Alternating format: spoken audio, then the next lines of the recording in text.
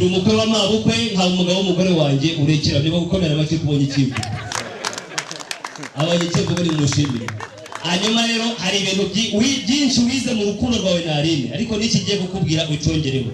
Uzazirikane ko incuro ya mbere umugabo azamuye ukuboko agiye gukubita umugore ariyo ncuro ya nyuma aba yiswe umugabo. Uzakizirikane. Aline wize byinshi, wongereho nikigiye kukubwira.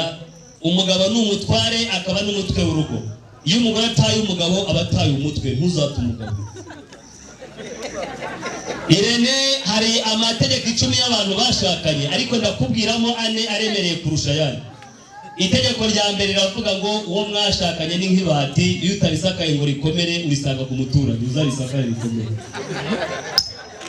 Itegeko rya kane riravuga ngo birabujijwe kurakara rimwe umugore n'umugabo keretse gusa inzu yanyu irimo gushya, ariko ntabyo mwifuje. Itegeko rya gatandatu riravuga ngo iyo habayeho gukosa uwakosherejwe ni usaba imbabazi, kubera ko wakosheje aba yamaze kuba nk'umusazi, kandi iyo umusazi ahuye n'umuntu muzima ntabwo umusazi ari uhunga, aho umuntu muzima ari uhunga umusazi. Itegeko rya 10 rikavuga ngo birabujijwe kujya mu buriri ukirakaye. Abanyarwanda bayiciriye mu ngani ngo iyo inama itagiriwe mu kirambi abasagiye ikiryamo bacikiraho, bashaka kurengura ko urugo rwako no kuganira. Egira ngo nkubwire ibintu bitatu abagore bakunda kurusha ibindi, uzabyitwararike na kimwe banga uzakirire. Icya mbere, abagore bakunda kugishwa inama, ari uzamugisha inama. Icya kabiri, abagore bakunda inkuru. Niba nta mpano yo kuba inkuru wagiraga uhereye none uyihingemo, nugera ahantu hari inkuru ishushe uhagarare itare neza witonze.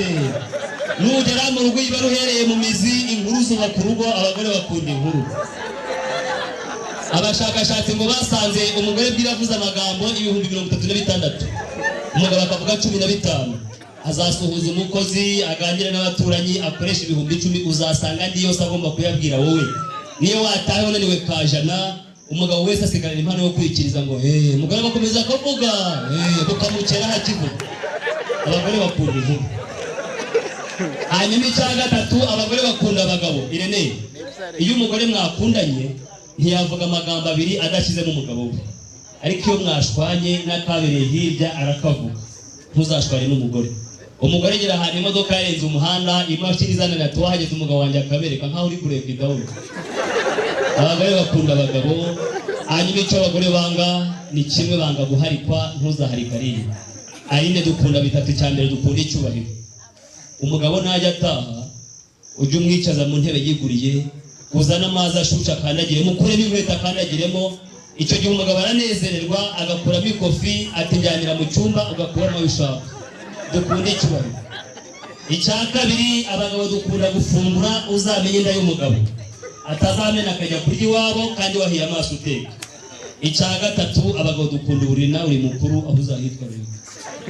Icyo abagabo twanga ni kimwe rero, twanga umuntu uduteza rubanda, ntuzagendana umugabo. Irene, umuryango wa Antoine ndagira ngo bongere bashime umukazana wazanye mu muryango, ni bagushimira. Igihembo ngiye gusabira uyu mukazana ndakinyuza kuri Irene, ngiye kuguhigisha umuhigo hano. Niba uri wese urazamura ikiganza, abari hano bagukomera amashyi. Uyu mukobwa ageze mu muryango, nta matora ari hafi aha ngaha. Twatoye abajyana ababuturere, gutora abameya, nta matora ari hafi. Ndagira ngo ngusabe unyemerere, wemerere hano ko iri joro ugomba kurara umukuye muri rubanda, ukamwicaza mu ntebe y'inteko ishinga amategeko. Niba uri wese uzamura ikiganza gukomera amashyi. Niba uri wese uzamura ikiganza nawe nakari mushime ko zamura rwose bagushimire. Kizamure cyane bagukomera amashyi.